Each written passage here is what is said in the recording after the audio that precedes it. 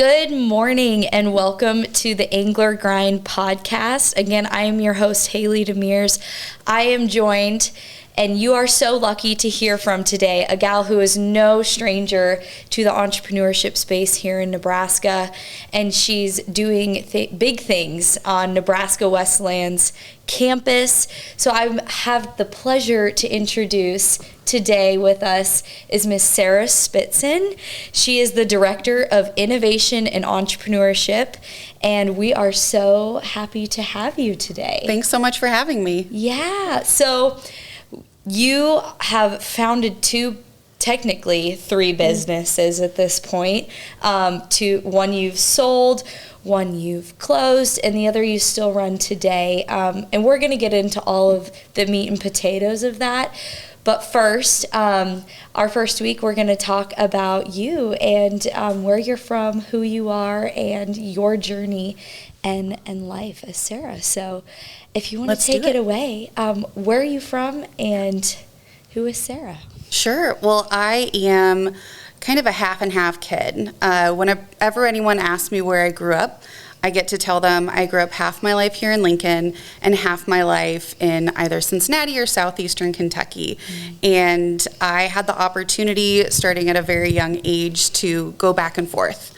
Family was split between two parts of the country, and so I would do all of my schools here in Lincoln, and summers and winters I would fly back to the South and get to have that part of my life too. So depends kind of where I'm at, where I feel like I'm from day to day. For sure. So now you're in Lincoln. Where did you technically graduate high school from then? I graduated Lincoln High. Go Lincoln Lynx. High. Yes. Okay. Yeah. Very cool. And you're married today? I am. Yes, I'm married. I have two amazing kids. One who's actually getting ready to start her college journey this fall, and one who just graduated kindergarten. So we keep ourselves very busy in both parts of those kids' lives. They're living completely different lives right now. That's really neat.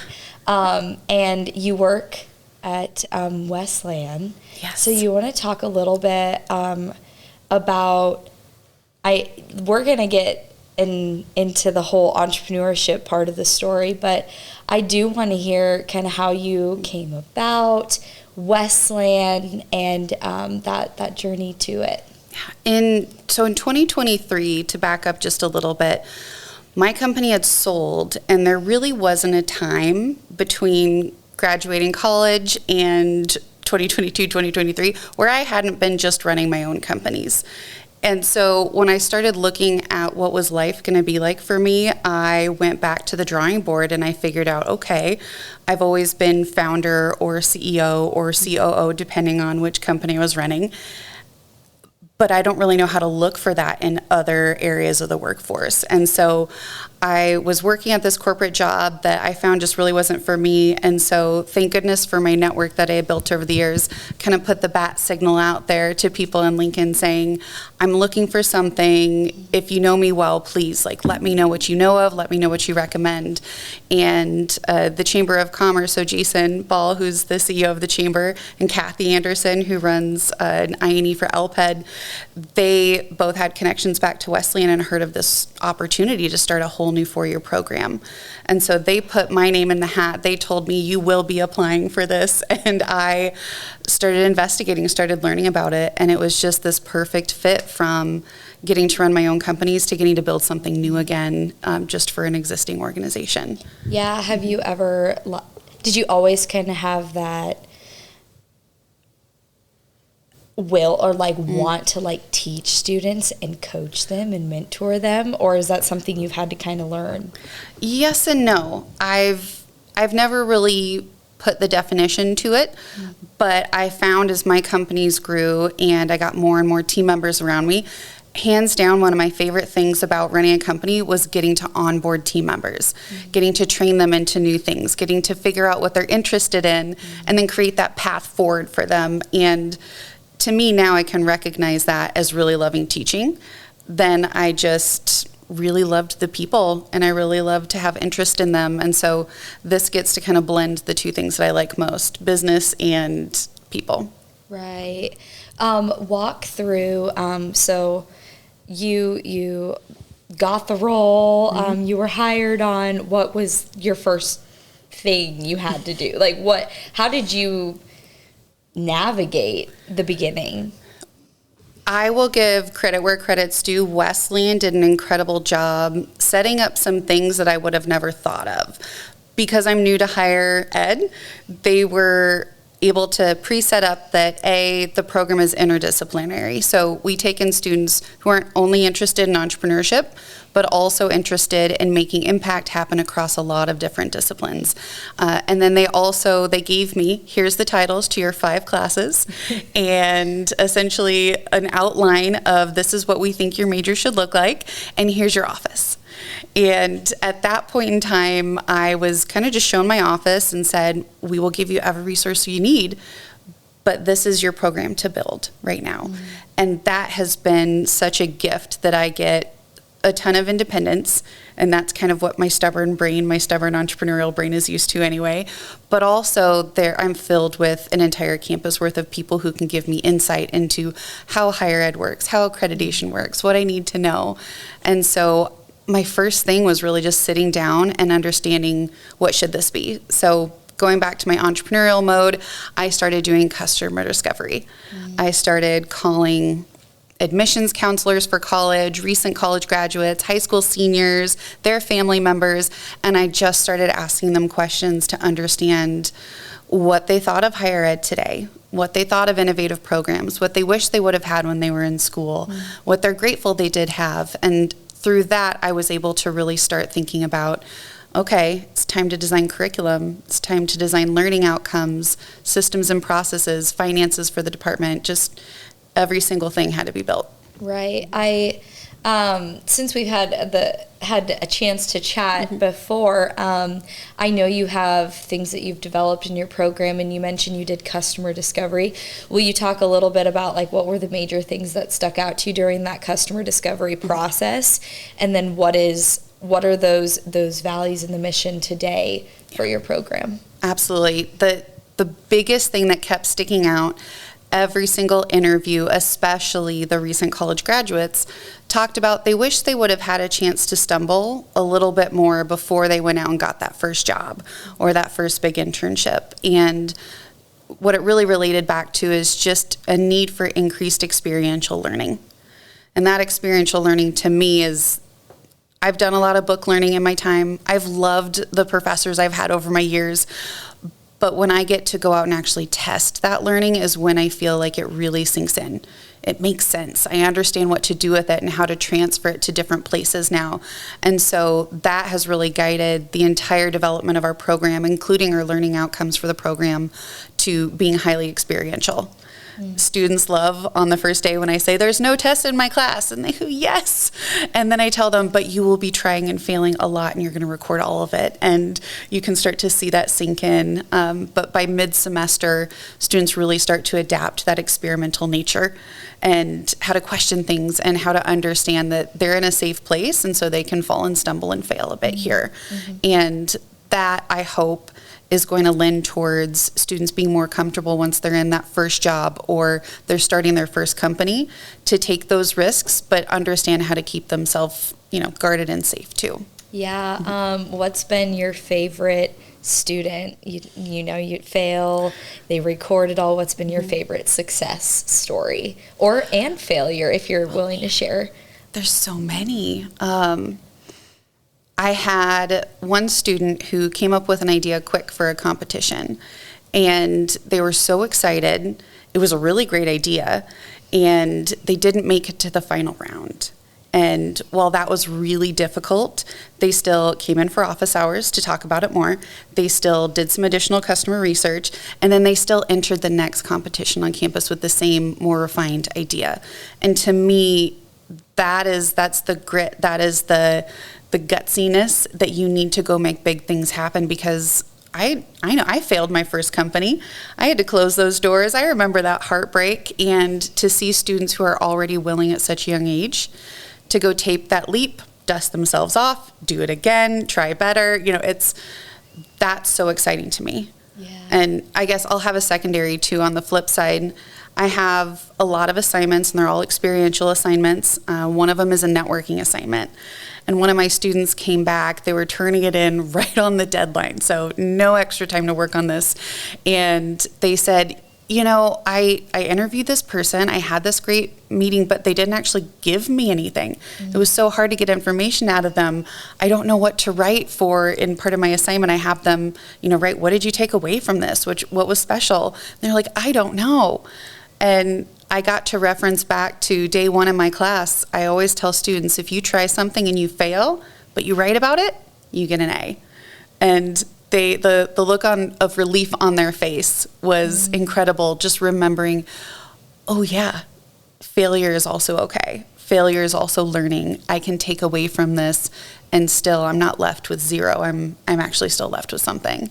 Yeah. And those little moments of just kind of that little aha, those are so fun. Right. They're so fun.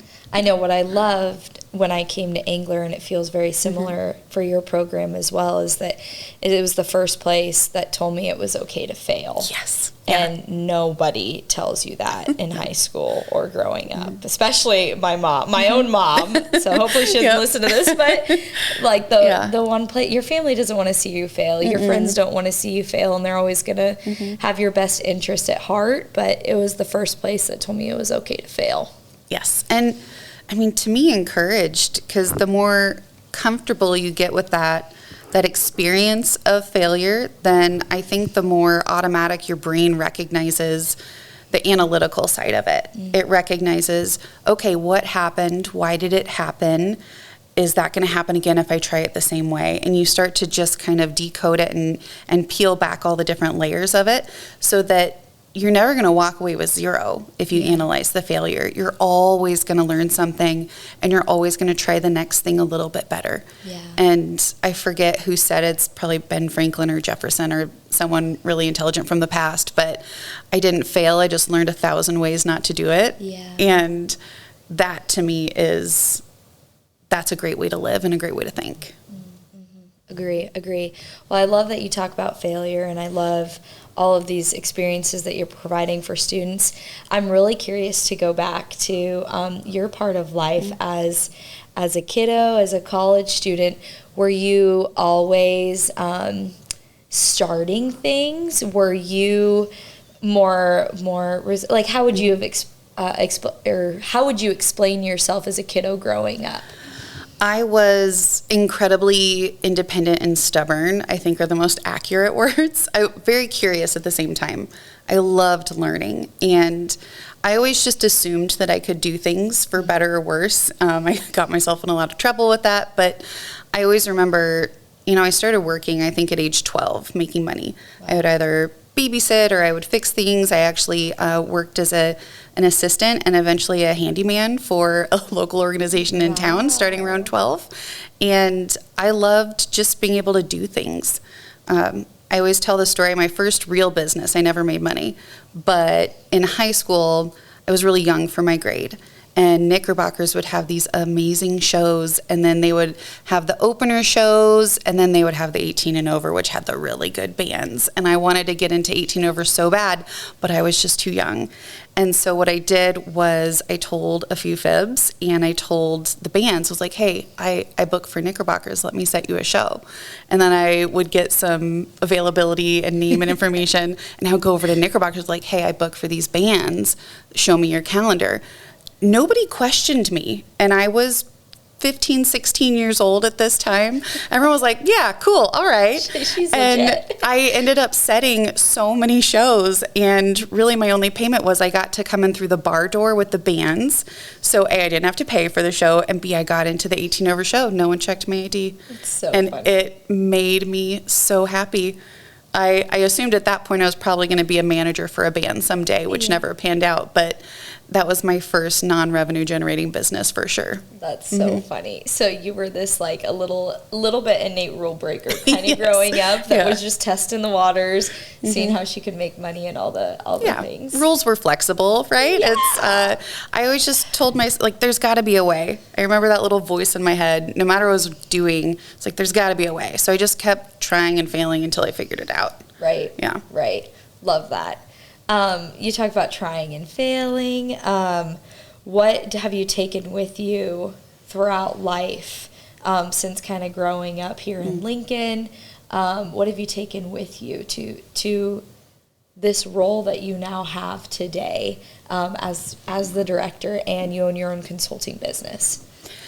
I think the older I get, the more experiences I have, the more I come back to, it's not really always about the technology. It's not about the business modeling. It's not about any of that kind of invisible structure that most people think is the key to success. Because you look at any company and it's run by people. And even if the people are making the tech, it's still run by people. And the more I found, especially, growing up in the Midwest and also in the South, it's all about that connectivity and how the people work together and how they care for each other.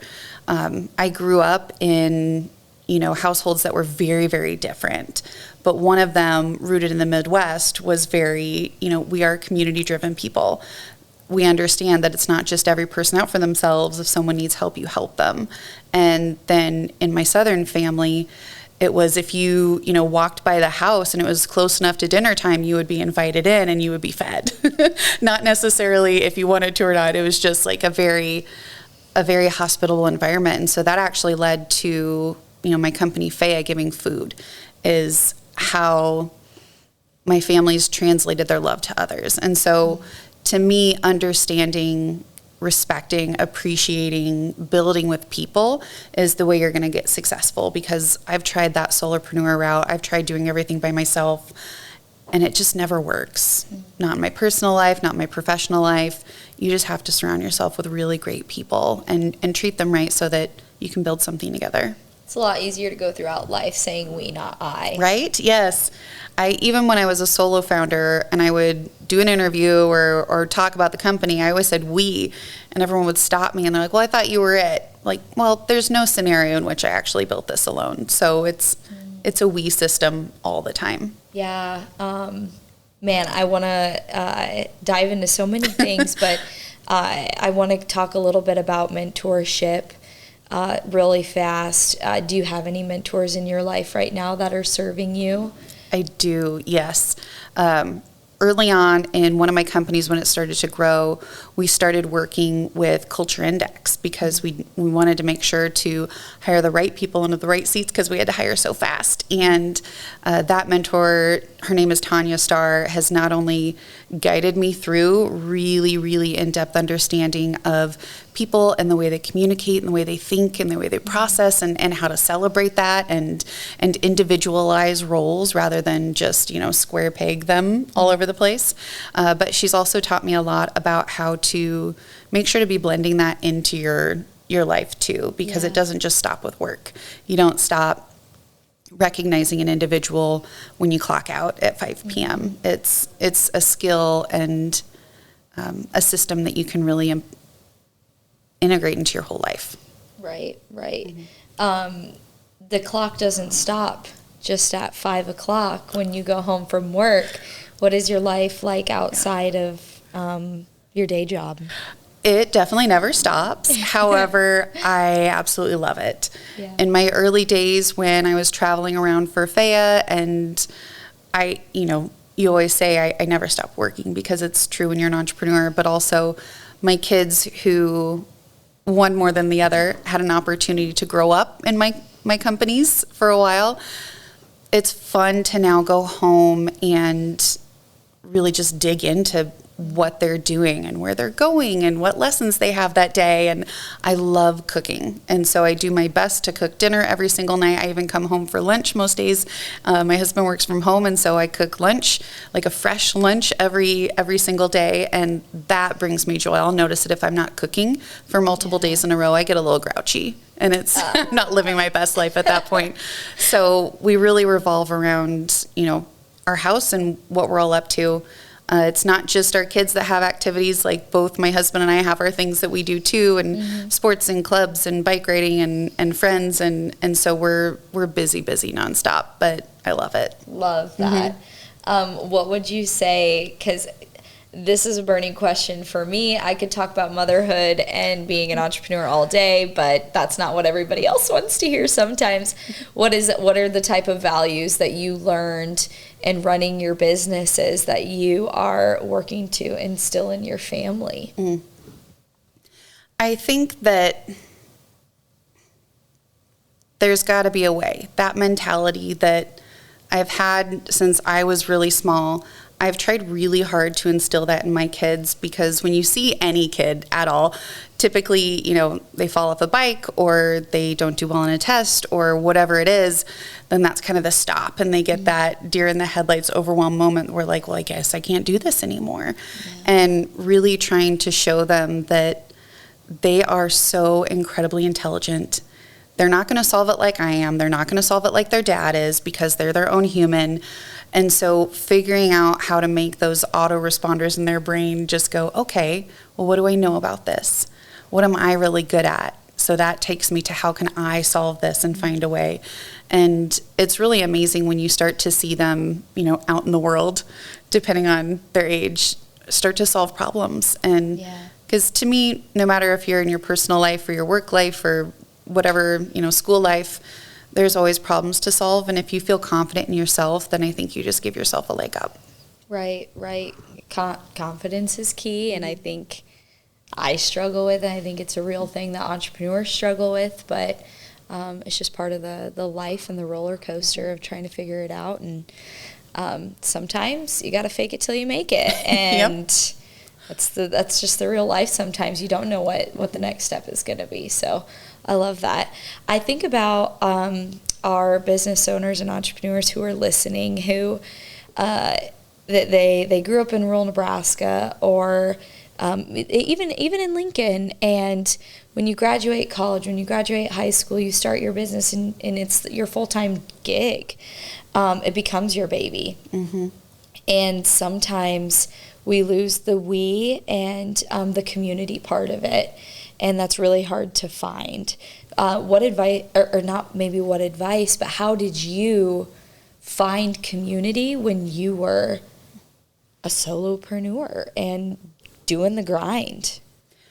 It can get really isolating. I think that there's a mentality that I think is breaking down today, hopefully more and more every day, that oh, well, I just have to tell everyone that everything's okay and going really well, because otherwise they're not going to believe in my business. They think I'm going to fail. They won't invest in it. Mm-hmm. Whatever that is, you start to go down this rabbit hole of, well, I can't tell people how hard it is or how badly something is going. And I've learned throughout the years, those moments when I kept it to myself and I took it on myself, those are the times where you see not only my happiness levels, but my efficiency levels, my revenue levels, like whatever it was, are stagnant or bad. Yeah.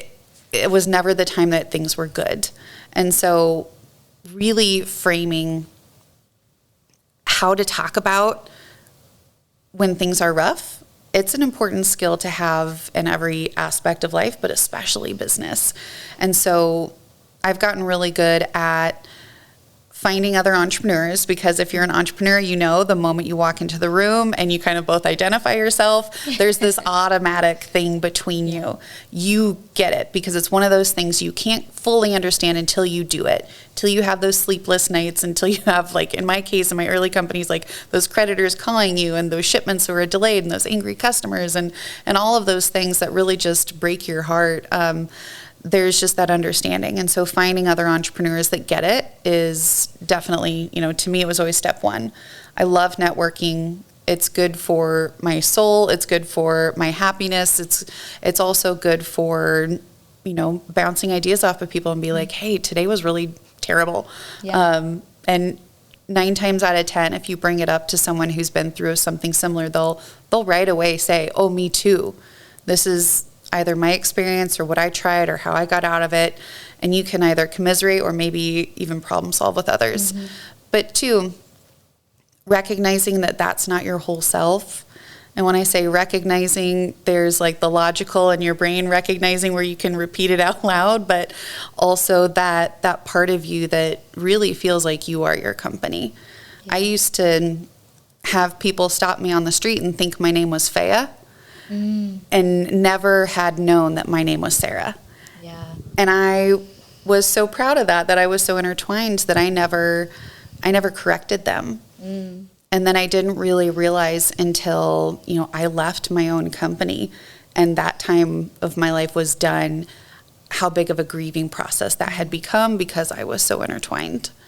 Yeah. And so really recognizing and investing in that stuff at home, whether that's a partner or kids or friends or neighbors or whatever it is for you, like really making sure to invest in that stuff that's outside of your brand name it's so important. And I'm very grateful because I think I've had a lot of people in my life who allowed me to still get wrapped up in it, but still were my friend at the end of the day and kind of waited it out.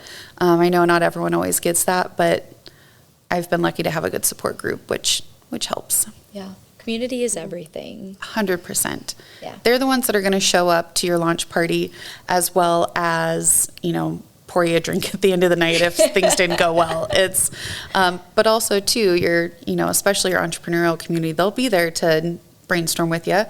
Everyone in that community is curious and excited and good problem solvers. So, how can you make 1 + 1 = 3? I think find some entrepreneur friends. For sure. Yeah. For sure. You hinted at it a little bit. Walk us through really fast because we're going to talk about your businesses next week and some of that journey. But I want to hear a little snapshot of, you started Faya, the candle company that you opened and then closed, the storefront, and then all the way to now your consulting business. Yeah, I went to UNL and I got a psych degree and I loved every minute of learning about psychology until I became involved in the grad program and realized I actually couldn't practice. And it was just not for me. And so right after, pretty much right after undergrad graduation, I was like, well, I have no idea what to do. I'm not going to pursue this thing. So I made candles as a hobby, and in 2009, right after graduation, I opened my first store because I was like, well, how hard could it be to open a storefront? I quickly found how hard it could be. I ended up going through a divorce in the first year of that business, and by the third year, I finally limped it through my 3-year lease, and I closed the doors because I had no more money. I was in a very expensive place, and just with a psych degree behind me and no business information, Googling only got me so far. But I was stubborn enough. I closed that store December 31st of 2013. And on January 1st, 2014, I opened Faya. Wow. I remember I was sitting in my dark store because I was feeling gloomy, so I literally closed the lights on myself, like turned them off, and just sat in that. And I remember being so brokenhearted, but I just wasn't ready to be done. So I was going to take everything I learned and chop the company down to just the bare minimum, and I was going to integrate a giving model into what we're doing, so it had to be bigger than myself. So 2014, I opened Faya. That took quite a while to get going. I ended up living out of my car for a while, so the finances could get back in that to the company. And then in 2020, we merged with Akira. That combined company saw pretty extreme growth during the height of COVID, and so there was a fire hose of information to learn with that, but the partnership was not healthy. And so right before we were acquired, I actually left the company in 2022, and in 2023 it was acquired. After that, I had been searching for, what to do next, and I started the Fractional Guide, consulting with small to medium businesses who were ready to make an impact and who were ready to grow or had just grown and had that, oh no moment, I need to get organized. I helped them with that. And I've been doing that ever since, as well as, figuring out my employee journey now, my W-2 journey that I'm also on at the same time. Well, lots of pivots, lots of changes in your life, and I wouldn't consider failures, but some people at that time would have, you might have felt that, like it would have felt that way. So I want to dive into all of that, but we're going to get into it next week. So hold tight. We'll see everyone next week.